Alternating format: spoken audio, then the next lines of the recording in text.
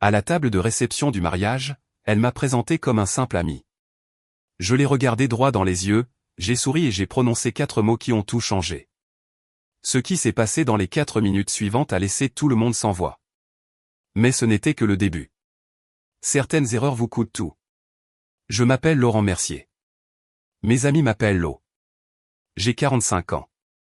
Et jusqu'à récemment, je dirigeais une usine de production à Lyon. Un bon poste, avec un intéressement aux bénéfices qui m'assurait une vie confortable. J'avais une femme, Valérie, qui gérait une boutique en ligne de créations artisanales sur Etsy. Nous étions ensemble depuis 6 ans, mariés depuis 4. Elle avait 2 enfants d'une précédente relation, Théo, 14 ans, et Manon, 11 ans. J'avais mon propre fils, Maxime, 16 ans, qui vivait avec mon ex-femme, Claire, à Annecy. Le truc avec les seconds mariages, c'est qu'on y va en pensant avoir appris de ses erreurs. On est plus vieux, plus sage, plus prudent. On surveille les signaux d'alarme. On communique. On construit ensemble. Valérie et moi avons acheté une maison à Écully. Rien d'ostentatoire, mais du solide. 3 chambres, un jardin correct, proche de bonnes écoles pour ses enfants. Je l'ai aidé à lancer sa boutique Etsy. Je lui ai avancé 50 000 € pour acheter l'équipement, les machines à broder, les matériaux en gros. Elle disait que c'était un prêt. Je disais que c'était un investissement dans notre avenir. Pas de papier, juste la confiance. Samedi 16 septembre. Le mariage de sa cousine dans un vignoble chic à 2 heures au nord, près de Beaune. Un endroit magnifique, des collines vallonnées et un soleil de fin d'été. Cette lumière dorée dont les photographes raffolent. Valérie a passé la matinée à se préparer, coiffeur, maquillage, la totale. J'ai repassé mon costume bleu marine, ciré mes chaussures, joué mon rôle. Nous sommes descendus ensemble dans sa Peugeot, parlant de choses sans importance, la météo, la playlist, si Théo avait besoin de nouvelles chaussures de foot. Elle semblait bien, heureuse, riait même à mes blagues. Elle m'a touché le bras quand j'ai pris un virage. Aucune tension, aucune distance, juste nous, allant à un événement familial comme un couple normal. Nous sommes arrivés sur le parking en gravier vers 15h30. La cérémonie n'était qu'à 16h, mais Valérie voulait aider sa cousine avec les derniers détails.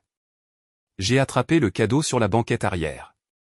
Un cadre photo en argent que nous avions choisi ensemble et nous avons marché vers le bâtiment principal. Des arches en pierre, du lierre grimpant sur les murs, des chaises blanches s'alignaient en rang parfait près d'un kiosque. Le genre d'endroit qui facture un supplément juste pour exister. C'est là que j'ai vu la table d'accueil près de l'entrée. Nappe blanche, livre d'or, une femme avec un presse-papier et un sourire qui semblait installé professionnellement. La cinquantaine, collier de perles, le genre de coordinatrice qui a tout vu et qui juge tout le monde. Elle a levé les yeux à notre approche, stylo prêt. Non, s'il vous plaît. Valérie Mercier, a dit ma femme en signant le livre avec cette écriture en boucle qui était la sienne. La femme m'a jeté un coup d'œil, sourcil levé en une question polie. Et qui est-ce? J'ai attendu que Valérie me présente. Marie, partenaire, Laurent, n'importe quoi. Au lieu de cela, elle a souri. Ce petit sourire de soirée, celui qu'on offre aux inconnus quand on veut garder les choses légères, et elle a dit, oh, c'est juste un ami. Juste un ami. Les mots ont atterri entre nous comme une pierre jetée dans une eau calme. J'ai senti quelque chose bouger dans ma poitrine, quelque chose de froid et de définitif. Je l'ai regardée, attendant la correction, le rire, le je plaisante chérie, mais elle s'était déjà retournée vers la femme, pointant quelque chose sur le plan de table. Je n'ai pas crié, je n'ai pas fait de scène. J'ai juste souri lentement et délibérément et j'ai dit assez fort pour que tout le monde dans un rayon de 3 mètres entende, en fait, je suis juste son ex. Puis je me suis retourné et je suis parti. J'ai entendu sa voix derrière moi. Aiguë et soudaine. Lo, attends. Je n'ai pas attendu. J'ai passé les rangées de chaises blanches, le quatuor à cordes qui s'échauffait, le bar où il sortait les flûtes à champagne. Mes chaussures crissaient sur le chemin de gravier, régulières et égales. Et je ne me suis pas retourné une seule fois. Le parking semblait immense, interminable. Mais j'ai atteint mon 4x4, le Toyota que j'avais conduit séparément parce que Valérie avait dit que nous pourrions avoir besoin de 2 voitures pour des courses plus tard dans le week-end.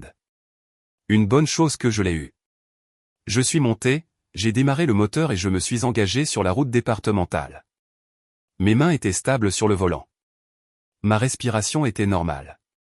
Je me sentais calme d'une manière qui aurait probablement dû m'effrayer, mais ce n'était pas le cas. C'était le calme d'un homme qui venait de voir la dernière pièce d'un puzzle tomber en place et qui comprenait enfin toute l'image. 4 minutes après mon départ, mon téléphone a commencé à vibrer. SMS après SMS. Valérie, sa mère, sa tante, une certaine Véro que je ne connaissais même pas. J'ai jeté un coup d'œil à l'écran à un feu rouge. L'eau, reviens s'il te plaît. C'était une erreur. Qu'est-ce qui se passe? Valérie pleure. C'est embarrassant.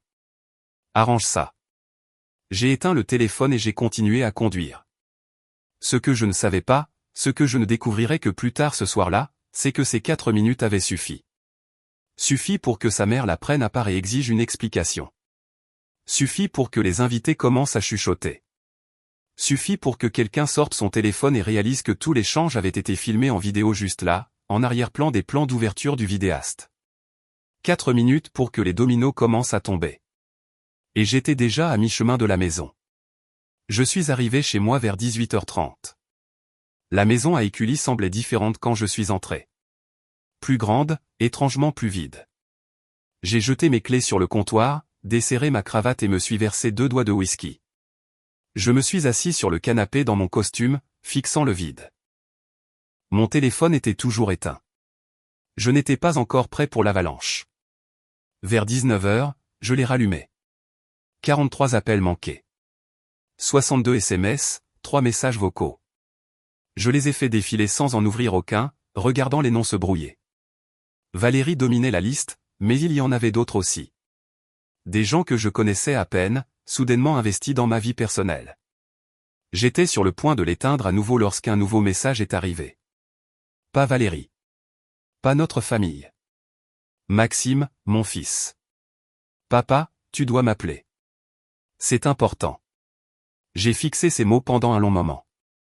Maxime et moi parlions régulièrement, mais il n'envoyait jamais de SMS comme ça. Jamais urgent, jamais cryptique. J'ai appuyé sur appeler.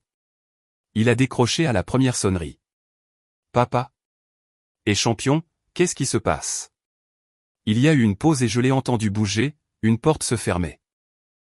Quand il a parlé à nouveau, sa voix était plus basse. Papa, je dois te dire quelque chose à propos de Valérie. Ma poitrine s'est serrée. Je t'écoute. Une autre pause, puis encore plus bas. J'ai enregistré quelque chose au mariage avant que tu partes. Je me suis redressé. Comment ça, enregistré? Maxime a expiré et je pouvais l'imaginer dans sa chambre à Annecy essayant de trouver comment dire ça. Je n'étais pas invité au mariage, d'accord? Mais j'étais à Beaune de toute façon chez Lucas pour le week-end. La mère de Lucas est amie avec la cousine de Valérie, donc on a fini au domaine pour aider à installer les chaises et tout ça. D'accord, dis-je lentement. Je vous ai vu arriver, toi et Valérie.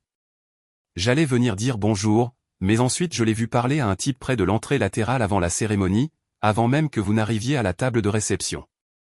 Mon pouls s'est accéléré. Quel type? Je ne connais pas son nom. Grand, peut-être 40 ans, costume gris. Il se tenait proche, papa. Vraiment proche. Et elle riait, touchait son bras, tout le tralala. Il a fait une pause. Alors, j'ai sorti mon téléphone et j'ai commencé à enregistrer. Juste au cas où. Au cas où quoi? Au cas où tu aurais besoin de savoir. Sa voix était stable maintenant. Je suis sûr. J'ai enregistré pendant peut-être 3 minutes. Elle l'a embrassé, papa. Juste là derrière la haie. Pas une bise. Un vrai baiser. Puis ils ont parlé un peu et il a dit quelque chose comme « On se voit à la réception ». Et elle a ri et a dit « Agis naturellement en point ». D'accord. Je ne pouvais pas parler. Le verre de whisky était froid dans ma main. Maxime a continué. Je ne savais pas quoi en faire. J'ai failli l'effacer. Mais ensuite la mère de Lucas nous a raconté ce qui s'est passé à la table d'accueil. Comment tu es parti et que tout le monde panique. Et j'ai pensé que tu devrais peut-être voir ça. Envoie-le-moi. J'ai dit. Tu es sûr? Envoie-le. 30 secondes plus tard, mon téléphone a vibré. J'ai ouvert la vidéo. Elle était là, ma femme, dans cette robe que je l'avais regardée enfiler ce matin-là, se penchant vers un homme que je n'avais jamais vu auparavant. Leur voix était faible mais assez claire. Le baiser a duré 4 secondes. Quand ils se sont séparés, elle a lissé son revers de veste, a dit quelque chose que je ne pouvais pas entendre, et ils ont ri tous les deux. Je l'ai regardé 2 fois. Puis je l'ai sauvegardé à 3 endroits différents. Papa, la voix de Maxime m'a ramené. Ça va? Oui, dis-je, bien que je ne fusse pas sûr que ce soit vrai. Merci de me l'avoir dit. Qu'est-ce que tu vas faire? J'ai regardé autour du salon, les coussins que Valérie avait choisis, la table basse que j'avais assemblée, la vie que nous avions construite sur des suppositions et des promesses brisées. Je vais régler ça, dis-je. Légalement. Dimanche matin, j'ai conduit jusqu'à Annecy. Le cabinet d'avocats de Claire se trouvait dans un bâtiment ancien rénové près de la vieille ville, le genre de quartier où l'on paie un supplément pour l'histoire. J'y étais allé exactement 2 fois auparavant, les 2 fois pour des papiers liés à la garde de Maxime. Franchir cette porte à nouveau semblait étrange, comme faire un pas en arrière et en avant en même temps. Elle m'attendait dans son bureau, les stores à demi baissés contre le soleil du matin, le café refroidissant déjà sur son bureau. Claire ressemblait à celle d'il y a 3 ans quand nous avions signé nos papiers de divorce. Des yeux vifs, une coupe de cheveux stricts, le genre de femme qui ne perdait pas de temps en politesse quand il y avait du travail à faire. Laurent. Elle désigna la chaise en face d'elle. Assieds-toi. Raconte-moi tout. Je l'ai fait. Le mariage, la présentation, la vidéo que Maxime m'avait envoyée. J'ai sorti mon téléphone et lui ai montré l'enregistrement, regardant son visage rester parfaitement neutre pendant que Valérie embrassait un étranger derrière une haie. Quand ce fut fini, Claire s'est adossée à sa chaise et a croisé les bras. Tu es sûr de vouloir faire ça? Une fois qu'on commence, il n'y a pas de retour à la normale. La normale a déjà disparu, dis-je. Je veux protéger ce qui est à moi. Elle hocha lentement la tête. D'accord, première question. De quels actifs parlons-nous? J'avais fait une liste la veille au soir. Impossible de dormir, alors j'avais tout écrit sur un bloc-notes à 2 heures du matin. La maison à Écully est payée, elle vaut environ 320 000 €. La propriété au bord du lac du Bourget, héritée de mon oncle il y a 4 ans, actuellement évaluée autour de 475 000 €. Mon compte d'épargne salariale de l'usine est à un peu plus de 200 000. Et il y a autre chose. Claire a levé un sourcil. Continue. J'ai déplacé de l'argent. J'ai commencé il y a environ 18 mois après que Valérie a insisté pour refinancer la maison et mettre nos 2 noms sur l'acte de propriété. Quelque chose sonnait faux dans son empressement. Alors, j'ai ouvert un compte à l'étranger. En Suisse. J'ai transféré de petites sommes chaque mois. Rien d'assez gros pour déclencher des alertes. Il y a environ 190 000 € maintenant.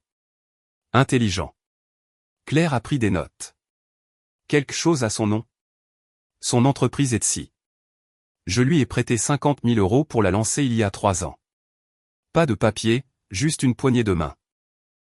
Elle dit qu'elle me remboursera, mais ça n'arrive jamais. On récupérera ça avec intérêt.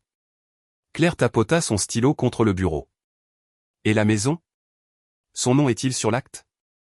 Non, je l'ai achetée avant notre mariage. Elle y vit, mais légalement c'est la mienne. Bien. La propriété du lac? Pareil. Héritage propre. Je n'ai jamais ajouté son nom. Je n'essayais pas d'être secret, je n'en voyais juste pas la nécessité. Claire sourit. Mince et professionnelle. Tu viens de rendre mon travail beaucoup plus facile. Voici ce qu'on va faire. Demain matin, je dépose les papiers pour verrouiller la situation via une SCI et des mesures conservatoires. Tout ce que tu possèdes sera protégé. La maison, le lac, l'épargne, tout. Elle n'aura aucun droit légal dessus. À quelle vitesse peut-on faire ça? Si on bouge maintenant, 72 heures. Mais Laurent, tu dois comprendre quelque chose. Une fois qu'elle le découvrira, et elle le découvrira, ça va devenir moche. Elle va se battre. Elle va prendre un avocat. Elle pourrait essayer de réclamer une prestation compensatoire ou une contribution financière. Laisse-la essayer. J'ai gardé ma voix égale. J'ai des traces de chaque dépôt, chaque paiement, chaque transaction. Elle n'a rien contribué à ses propriétés à Paris Vivre. Claire m'a étudié un instant, et j'ai vu quelque chose changer dans son expression. Du respect, peut-être, ou la reconnaissance que je n'étais pas le même homme qui s'était assis dans ce bureau il y a 3 ans, vaincu et épuisé par le divorce. D'accord, dit-elle. Au travail. Nous avons passé les 4 heures suivantes à passer en revue les documents, les relevés bancaires, les registres de propriété, construisant un dossier qui visait moins à attaquer Valérie qu'à protéger ce que j'avais construit. Au moment où j'ai quitté son bureau, le soleil était haut et dur, et j'avais un dossier plein de papiers qui allait tout changer. Mon téléphone avait vibré toute la matinée. Je l'ai finalement regardé sur le parking. 23 nouveaux messages, la plupart de Valérie, de plus en plus désespérée. On doit parler. C'est ridicule, Lo. Tu surréagis à une erreur. Je t'aime. S'il te plaît, rentre à la maison. Je les ai tous supprimés sans répondre, j'ai démarré mon 4x4 et je suis retourné vers Lyon. Il n'y avait plus rien à lui dire. Les avocats feraient la conversation maintenant. Lundi matin, je suis allé travailler comme si de rien n'était. Je suis entré dans l'usine à 6h30, comme d'habitude. J'ai vérifié les plannings de production, parlé au chef d'atelier, gardé la tête basse et ma concentration vive. Personne n'a posé de questions sur mon week-end. Personne n'a mentionné le mariage. Soit ils ne savaient pas, soit ils étaient assez intelligents pour ne pas en parler. Vers 10h, mon téléphone a sonné. Valérie. J'ai laissé aller sur messagerie. Elle a rappelé à 10h15. Puis 10h30. À 11h, elle avait laissé 4 messages. Chacun passant de la confusion à la colère vers quelque chose qui ressemblait à de la panique. Je n'en ai écouté aucun. Au déjeuner, je suis allé à ma banque, le Crédit Lyonnais dans le centre, et j'ai demandé à parler à Madame Lefebvre, la directrice d'agence qui gérait mon compte depuis 15 ans. Elle me connaissait, me faisait confiance et, plus important encore, elle comprenait la discrétion. Laurent ? Elle m'a serré la main. M'a conduit à son bureau. Que puis-je faire pour vous ? J'ai besoin de sortir les dossiers sur une transaction d'il y a 3 ans. Un chèque de banque que j'ai fait à Valérie. 50 000 €. Madame Lefebvre a hoché la tête, a ouvert son ordinateur. Prêt commercial, capital de démarrage personnel pour son entreprise. Elle a dit qu'elle me rembourserait dans les 2 ans. Ce n'est jamais arrivé. Avez-vous une documentation des termes du prêt ? Non, c'était verbal. L'expression de Madame Lefebvre n'a pas changé, mais j'ai vu la lueur d'inquiétude. Ça complique les choses. Sans accord écrit, c'est votre parole contre la sienne. Je sais, mais j'ai besoin de la trace de la transaction de toute façon. Date, montant, libellé s'il y en avait un. Je monte un dossier. Elle a tapé un moment, puis a tourné son écran vers moi. C'était là. 12 septembre, il y a 3 ans. Chèque de banque numéro 7834. 50 000 € à l'ordre de Valérie Mercier. Libellé, pré-démarrage entreprise. J'ai écrit ça 10 jeux en pointant le libellé, c'est mon écriture sur le formulaire de demande originale, n'est-ce pas ? Oui. Madame Lefebvre a imprimé 2 copies, me les a remises. Laurent, si vous passez par une séparation, vous devez geler tout compte joint immédiatement. Nous n'avons pas de compte joint. Je n'en ai jamais ouvert. Elle a semblé soulagée. Bien. Ça va vous éviter beaucoup de maux de tête. Mais vous devez savoir que si elle a accès à des cartes de crédit partagées ou des lignes de crédit liées à votre nom, elle pourrait les faire grimper par vengeance. Je n'y avais pas pensé. Qu'est-ce que je fais ? Annulez-les. Aujourd'hui. Avant qu'elle n'y pense, j'ai passé des appels depuis son bureau. 3 cartes bleues, toutes à mon nom, mais avec Valérie listée comme utilisatrice autorisée. J'ai annulé son accès sur toutes, avec effet immédiat. Les représentants ont demandé si je voulais fermer les comptes entièrement. J'ai dit oui. Au moment où j'ai quitté la banque, Valérie avait appelé 6 fois de plus. Je suis retourné à l'usine, me suis garé à ma place habituelle et suis resté assis là 1 minute à fixer mon téléphone. Puis j'ai ouvert son dernier SMS. Qu'est-ce que tu as fait, Lo ? Les cartes ne marchent pas. J'ai tapé une phrase et appuyé sur envoyer. Parle à ton avocat. Puis j'ai bloqué son numéro. Ce soir-là, Claire a appelé. Les papiers sont déposés. Depuis 16 heures aujourd'hui, tout est verrouillé. La maison, le lac, tout. Elle ne peut toucher à rien. Combien de temps avant qu'elle ne le découvre? Elle sait probablement déjà que quelque chose ne va pas. Les cartes de crédit l'ont sûrement alertée, mais pour la notification officielle, elle recevra une lettre de mon bureau d'ici mercredi. Bien. Laurent, encore une chose. C'est 50 000 que tu lui as prêté. J'ai fouillé un peu.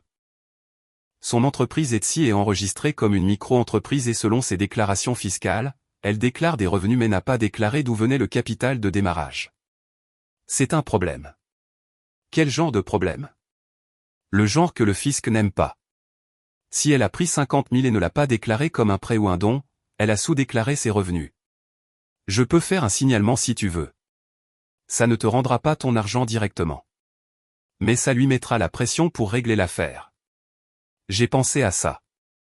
L'image de Valérie embrassant cet homme derrière la haie. La façon désinvolte dont elle m'avait effacé à la table de réception. Les 50 000 que je lui avais donnés de bonne foi. Fais-le, dis-je.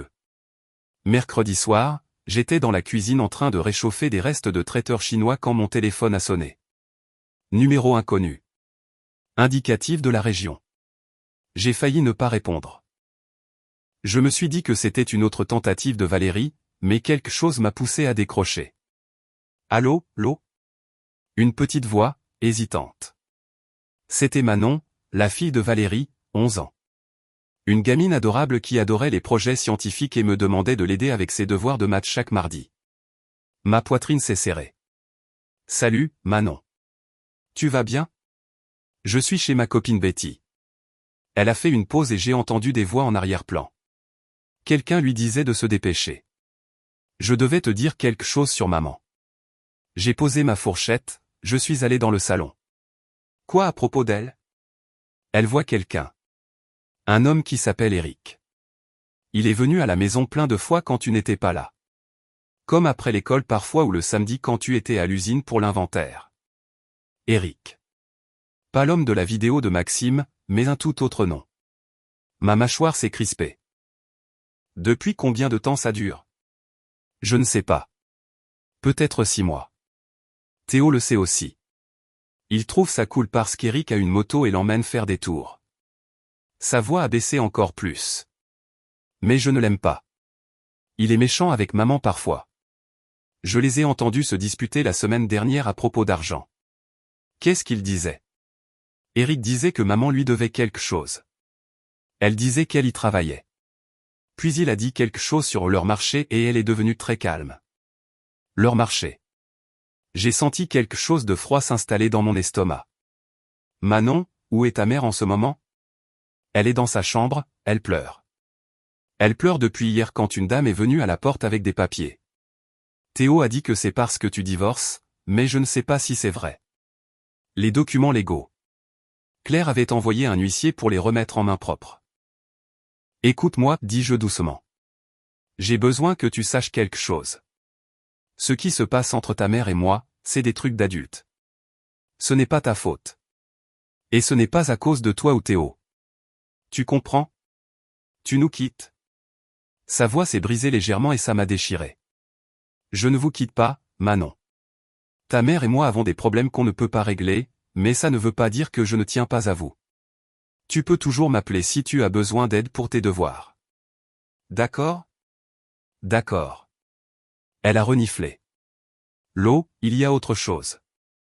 La semaine dernière, j'ai entendu maman au téléphone avec quelqu'un. Elle était dans le garage, mais je pouvais l'entendre par la fenêtre. Elle parlait de la maison du lac. Elle a dit quelque chose comme, une fois qu'on l'aura vendue, on pourra partager l'argent et partir. Point. La maison du lac, la propriété valant près d'un demi-million d'euros sur laquelle Valérie n'avait aucun droit légal, mais qu'elle pensait apparemment pouvoir vendre quand même. A-t-elle dit à qui elle parlait? Non. Mais ça ressemblait au même gars, Eric, je crois. J'ai fermé les yeux, assemblant les pièces. Valérie avait planifié ça. La liaison, la vente d'une propriété qui n'était pas la sienne, une combine avec un homme que je n'avais jamais rencontré. La présentation au mariage n'était pas une erreur ou un lapsus. C'était une partie de quelque chose de plus grand. Manon, tu as bien fait de m'appeler. Merci. Tu es fâché contre moi. Pas le moins du monde. Tu es une bonne gamine. Après avoir raccroché, j'ai immédiatement appelé Claire. Elle a répondu à la deuxième sonnerie, l'air fatigué. Il était presque 21 heures. Laurent, qu'est-ce qui ne va pas? On a un problème. Valérie prévoyait de vendre la maison du lac. Elle a un petit ami, un gars nommé Eric, et ils discutaient de partager l'argent. Claire est restée silencieuse un instant. C'est une tentative de fraude. Si elle essayait de forger ta signature ou de vendre une propriété qu'elle ne possède pas, c'est criminel. Qu'est-ce que je fais? D'abord, j'appelle le service de la publicité foncière demain matin à la première heure. On met une opposition formelle sur cette propriété pour qu'elle ne puisse pas être vendue sans ton consentement écrit explicite, même s'ils essaient d'utiliser de faux papiers. Deuxièmement, j'ajoute ça à notre dossier. Si elle conspire pour commettre une fraude, ça renforce notre cas considérablement. Il y a plus, dis-je. Selon Manon, ça dure depuis au moins 6 mois. Et il y a un autre homme en plus de celui de la vidéo du mariage. Ce n'est pas juste une liaison. C'est un schéma. Encore mieux pour nous, dit Claire d'un ton sombre. Pire pour elle. Donne-moi tout ce que tu peux. Nom, date, détail. Je veux l'enterrer si profond qu'elle ne verra pas la lumière du jour pendant des années. J'aurais dû me sentir mal à ce sujet, à l'idée de détruire la femme que j'avais épousée. La mère de 2 enfants auxquels je m'étais attaché, mais tout ce que je ressentais était une détermination froide et concentrée. Elle avait essayé de me voler. Maintenant, elle allait apprendre ce que ça coûtait. Jeudi après-midi, je suis rentré du travail pour trouver une camionnette dans mon allée. Plaque française, rouillée autour des passages de roues, le genre de véhicule qui avait vu 30 ans de labeur honnête. Je ne l'ai pas reconnu jusqu'à ce que la porte côté conducteur s'ouvre et que Robert Dubois en descende. Le père de Valérie, 73 ans, électricien à la retraite, le genre d'homme qui réparait les choses avec ses mains et ne gaspillait pas ses mots. Je l'avais rencontré peut-être 10 fois en 6 ans, surtout aux fêtes. Il avait toujours été poli mais distant, comme s'il réservait son jugement. Robert, dis-je en remontant l'allée. Qu'est-ce qui vous amène ici? On doit parler. Sa voix était rauque, fatiguée. Vous avez quelques minutes. J'ai déverrouillé la porte d'entrée. Je l'ai laissé entrer. Il se tenait dans l'entrée, regardant autour de la maison comme s'il cataloguait chaque détail, puis m'a suivi jusqu'à la cuisine. J'ai offert du café. Il a secoué la tête. Je vais rester debout. Merci. Il a sorti une enveloppe de sa poche de veste, l'a posée sur le comptoir entre nous. C'est arrivé chez moi hier d'un cabinet d'avocats à Annecy. J'ai reconnu l'entête de Claire avant même qu'il ne l'ouvre. Avis de sûreté judiciaire, dit Robert platement. Sur une propriété au lac du Bourget, déposée par vous via votre avocat, empêchant toute vente ou transfert sans votre consentement écrit. C'est exact. Il m'a regardé durement. C'est la maison de ma fille aussi. Non, monsieur, ce n'est pas le cas. Cette propriété a été héritée de mon oncle il y a 4 ans. Le nom de Valérie n'a jamais été sur l'acte. Elle n'a aucun droit légal dessus. La mâchoire de Robert a travaillé. Elle m'a dit que vous deux l'aviez acheté ensemble. Dit que vous prévoyiez de prendre votre retraite là-bas un jour. Elle a menti. Les mots ont flotté dans l'air entre nous. Robert m'a fixé pendant un long moment et j'ai vu quelque chose changer dans son visage. Pas de la colère, mais quelque chose de plus lourd. De la déception peut-être, ou de la reconnaissance. Il y a plus, dit-il doucement. Elle est venue me voir il y a 3 semaines, m'a demandé de me porter caution pour un prêt. 50 000 €. Elle a dit que vous deux aviez des problèmes de trésorerie avec l'entreprise. Besoin d'un financement relais. J'ai signé les papiers parce que c'est ma fille et que je lui fais confiance. Mon sang s'est glacé. Quel prêt? Quelle entreprise? Son truc Etsy. Elle a dit que ça grandissait. Besoin de nouvel équipement. Plus de stock. La banque l'a approuvé sur la base de mon crédit et ma maison est en garantie. Il a sorti un autre papier de l'enveloppe. C'est l'accord de prêt. L'échéance est dans 18 mois. Si ce n'est pas payé, ils prennent ma maison. J'ai pris le papier, l'ai scanné. Crédit agricole, 50 000 €. Robert Dubois listé comme emprunteur principal, Valérie Mercier comme secondaire. La garantie était la maison de Robert, une petite maison de plein pied qu'il avait fini de payer il y a 20 ans. Vous a-t-elle dit à quoi servait l'argent? Spécifiquement? Nouvelle machine à broder, marketing, expansion de l'entreprise. La voix de Robert était plate. Mais ce n'est pas pour ça, n'est-ce pas? Je ne sais pas, dis-je honnêtement, mais je peux le découvrir. J'ai sorti mon téléphone, appelé Claire. Mis sur haut-parleur pour que Robert puisse entendre. Claire, a-t-elle répondu. J'ai besoin que tu sortes les dossiers sur un prêt commercial contracté par Valérie Mercier il y a 3 semaines. Crédit agricole, 50 000 €. Son père s'est porté caution. Sa maison est en garantie. Claire est restée silencieuse un instant. Donne-moi 1 heure. Pendant que nous attendions, Robert s'est assis à ma table de cuisine, paraissant plus petit que je ne l'avais jamais vu. C'est ma seule fille, a-t-il dit après un moment. Sa mère est morte quand Valérie avait 16 ans. Je l'ai élevée seule, travaillé des doubles services pour lui payer ses études. Je pensais avoir bien fait. Ce n'est pas votre faute, n'est-ce pas? Il m'a regardé. Peut-être que je lui ai laissé passer trop de choses. Trouver des excuses quand elle gaffait. Son premier mariage, la façon dont ça s'est terminé, j'ai blâmé le gars. Je me suis dit, Valérie mérite mieux. Maintenant je me demande si j'ai vu ce que je voulais voir. Mon téléphone a sonné. Laurent, tu ne vas pas aimer ça. Elle a dit, le prêt a été approuvé il y a 2 semaines. L'argent a été débloqué jeudi dernier. J'ai tiré ses relevés de compte professionnels. Rien de cet argent n'est allé dans son entreprise. Il a disparu. Disparu où? Retiré en espèces. 10 000 vendredi, un autre dit lundi, le reste hier. Le tout depuis différents distributeurs autour de Lyon et Beaune. Le visage de Robert est devenu gris. Il y a plus. Claire a continué. J'ai fait des vérifications. Éric Durand, 42 ans, vit à Villeurbanne. Il a un casier. Fraude en 2018, réglé à l'amiable, actuellement sans emploi. Et Laurent, il poste sur les réseaux sociaux à propos d'un gros coup qui arrive. A posté une photo hier d'une moto qu'il vient d'acheter. Une Harley neuve. 15 000 €. J'ai regardé Robert. Sa main tremblait. Elle lui a donné mon argent, dit-il doucement. Ma maison. Elle l'a donné à un type sur une moto. On va le récupérer, dis-je. Tout. La voix de Claire est sortie du haut-parleur dure et certaine. Je dépose une plainte pour fraude demain. Criminelle et civile. Robert, vous devrez déposer une main courante et une plainte aussi. Usurpation d'identité, abus de confiance, la totale. Robert s'est levé lentement, regardant autour de ma cuisine une dernière fois. Puis il m'a regardé. Je témoignerai contre elle. Tout ce dont vous avez besoin. Elle n'a pas le droit de détruire les gens et de s'en tirer.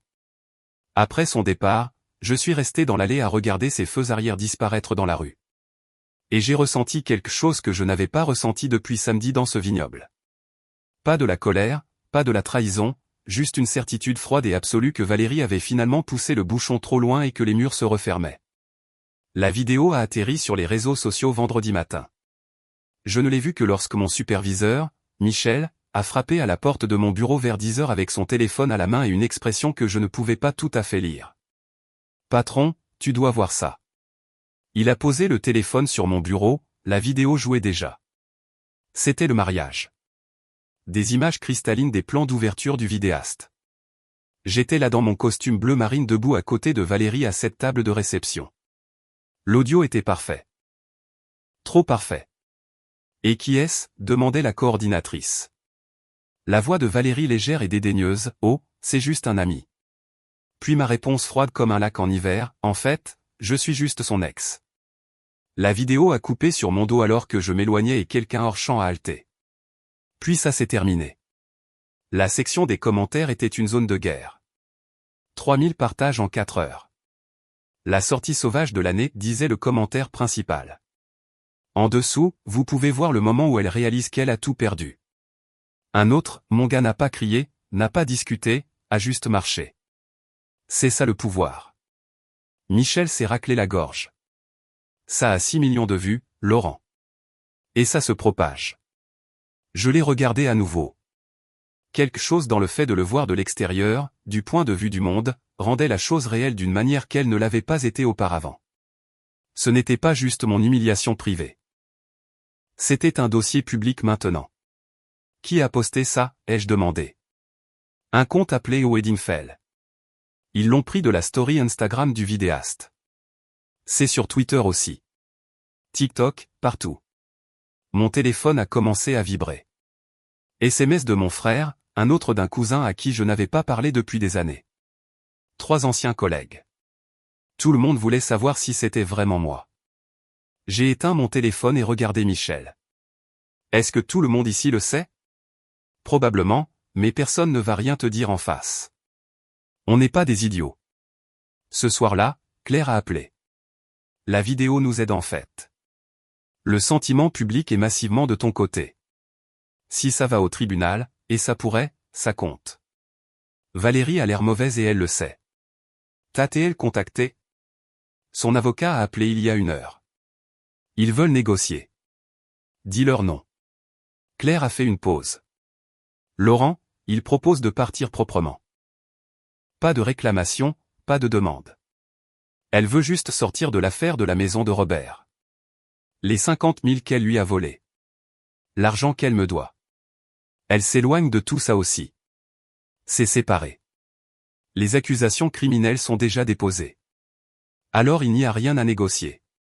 Elle a brûlé ce pont. Laisse-la nager. Samedi matin, Valérie s'est présentée à la maison. J'ai vu sa voiture entrer dans l'allée par la fenêtre de la cuisine. Je l'ai regardée rester assise là 1 minute entière avant de sortir. Elle semblait plus petite que dans mon souvenir, usée d'une manière qui aurait dû me faire ressentir quelque chose.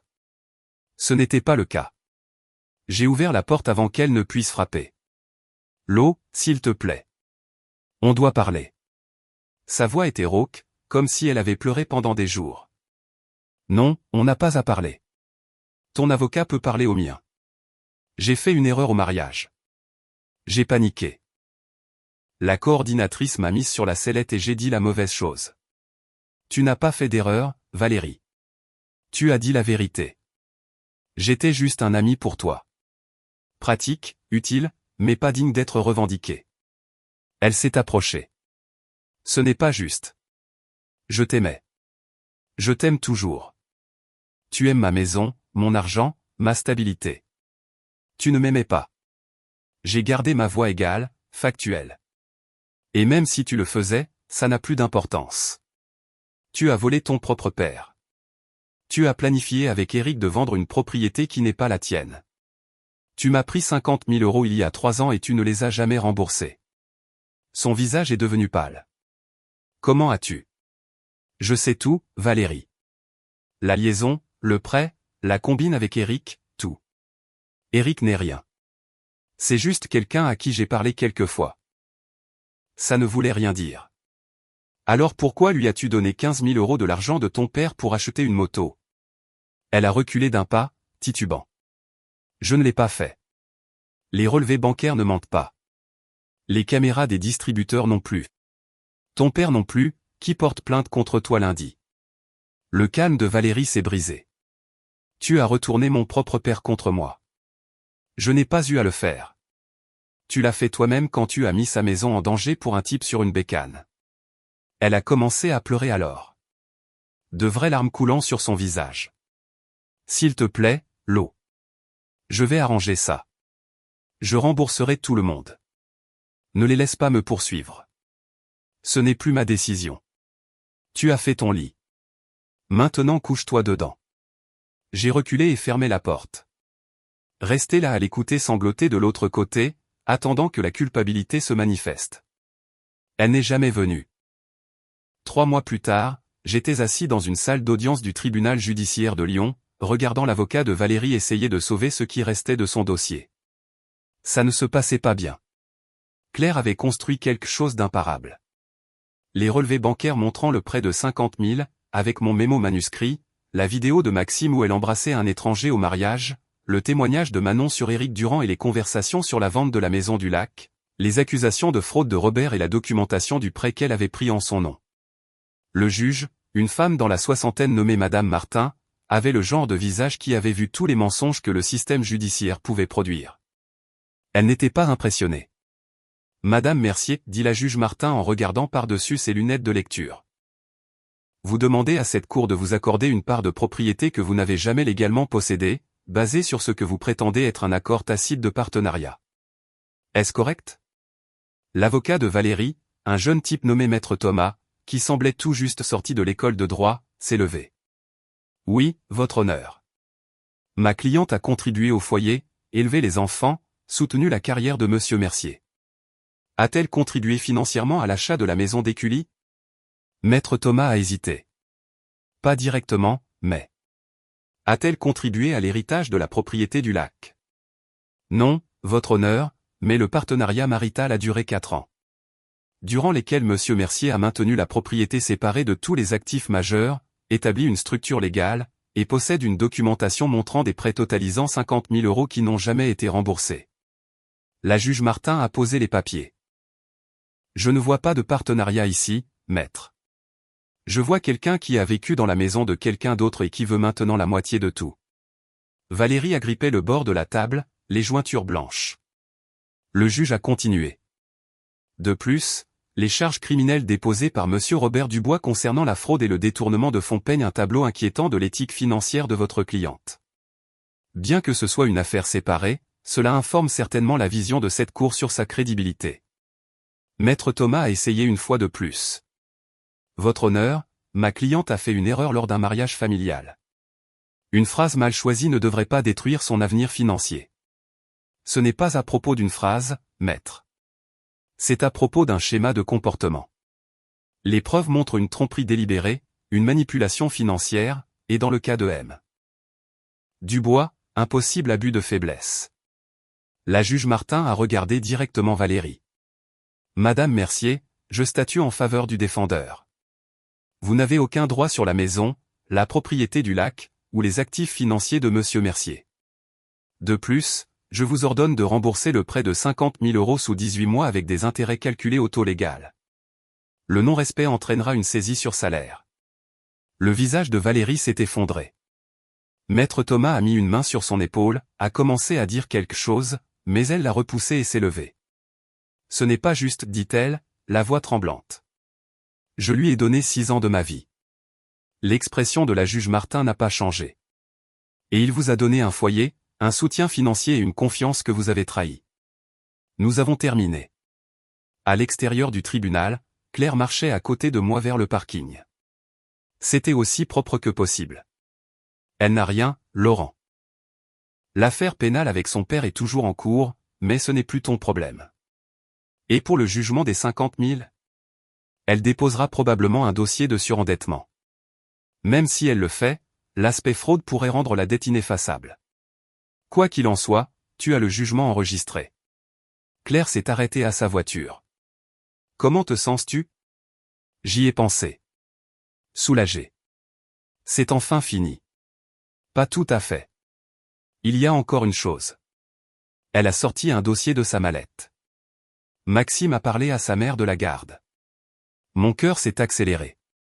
Quoi à ce sujet ? Il veut vivre avec toi à plein temps. Elle m'en a déjà parlé. Elle pense que c'est mieux pour lui étant donné tout ce qui s'est passé. Elle dit que tu as prouvé que tu es stable, responsable, quelqu'un sur qui il peut compter. J'ai pris le dossier, l'ai ouvert. Papier de modification de garde déjà à moitié rempli. Elle est sérieuse, ai-je demandé. Très sérieuse. Signe ça. Et Maxime emménage le mois prochain.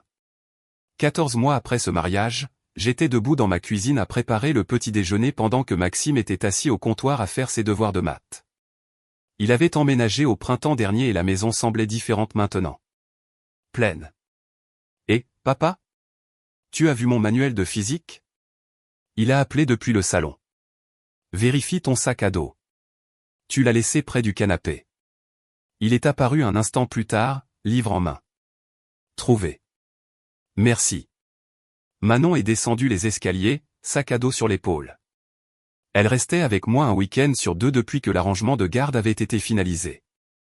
Théo avait choisi de rester avec Valérie à plein temps, et je n'avais pas insisté, mais Manon avait rendu son choix clair. Bonjour, l'aube dit-elle en attrapant une gaufre du grille-pain. Bonjour, puce. Bien dormi? Ouais. Tu peux toujours m'aider avec mon projet de science tout à l'heure. Absolument. On travaillera dessus après le déjeuner. Mon téléphone a vibré. SMS de Claire. Café cette semaine? Je veux discuter de quelque chose. Je prenais le café avec Claire plus souvent ces derniers temps. Ça avait commencé comme des consultations juridiques sur la garde de Maxime. Mais quelque part en cours de route, c'était devenu autre chose. Quelque chose qui ressemblait étrangement à des rendez-vous, bien qu'aucun de nous n'ait prononcé le mot à voix haute. Jeudi ça marche, ai-je tapé en retour. Parfait. 10 heures, ce café près de mon bureau. Maxime a levé les yeux de ses devoirs, sourire en coin. C'est Claire, mêle-toi de tes affaires. Tu souris à ton téléphone, papa. C'est définitivement Claire. Il est retourné à ses équations, toujours souriant. Je l'aime bien. Elle est intelligente. Et elle t'a battu aux échecs la semaine dernière. Elle a eu de la chance. 3 fois de suite, ce n'est pas de la chance. Manon a ri. Et j'ai réalisé que c'était pour ça, juste là, que je m'étais battu. Pas la maison ou l'argent ou les victoires juridiques. C'était ça, un samedi matin normal avec des enfants qui se sentaient assez en sécurité pour me taquiner. Un avenir qui n'impliquait pas de regarder par-dessus mon épaule en attendant la prochaine trahison. La maison du lac s'était vendue il y a 2 mois. 490 000 €. J'en ai mis la moitié sur des comptes bloqués pour Maxime et Manon. Utilisé le reste pour payer les derniers coûts d'expansion de mon usine. La maison d'Écully était payée. À moi, libre et clair. Le compte suisse restait intact. Un rappel que parfois se protéger n'est pas de la paranoïa, c'est de la sagesse. J'avais entendu par des connaissances communes que Valérie travaillait maintenant dans la vente, vivant dans un T2 à Villeurbanne avec Théo. Robert avait obtenu un jugement contre elle dans l'affaire de fraude. Elle avait déposé un dossier de surendettement, mais le juge avait exclu cette dette de l'effacement en raison de la fraude. Elle rembourserait pendant des années. J'aurais dû ressentir de la satisfaction à ce sujet, peut-être même une vindicte, mais surtout je ne ressentais rien. Elle était un chapitre qui s'était clos et j'étais passé à des choses meilleures. Maxime a fermé son manuel. Papa, je pensais, peut-être que cet été on pourrait aller à l'île de Ré. Juste nous 3. En faire un truc à nous. Nous 3. Toi, moi et Manon. Si c'est d'accord. J'ai regardé Manon. Elle a hoché la tête avec enthousiasme. Ouais, dis-je. Faisons un truc à nous. Cet après-midi-là, Claire est passée récupérer des documents dont Maxime avait besoin pour l'école. Elle est restée pour le café, puis le dîner, puis nous nous sommes assis sur la terrasse à regarder le soleil se coucher pendant que les enfants faisaient leurs devoirs à l'intérieur. Tu es différent d'il y a un an, dit-elle doucement. Plus léger, en quelque sorte. Je me suis débarrassé d'un poids mort. Elle a souri. Bonne métaphore. C'est la vérité. J'ai passé 6 ans à porter quelqu'un qui prévoyait de me lâcher tout ce temps. Maintenant je ne le fais plus. Ça fait du bien. Claire s'est penchée, a pris ma main. Pour info, je suis contente que Maxime ait voulu vivre avec toi. Pas seulement parce que c'est bon pour lui, bien que ça le soit, mais parce que ça veut dire que je te vois plus. J'ai serré sa main. C'est une opinion professionnelle, maître? Complètement personnelle. Nous sommes restés assis là alors que le ciel devenait violet et or.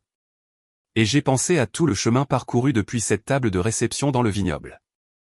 Depuis un homme qui avait souri et dit, juste un ex. Et qui était parti sans savoir ce qui viendrait ensuite. Je savais maintenant. C'était ça. Des secondes chances, de meilleurs choix. Une vie construite sur l'honnêteté au lieu de suppositions.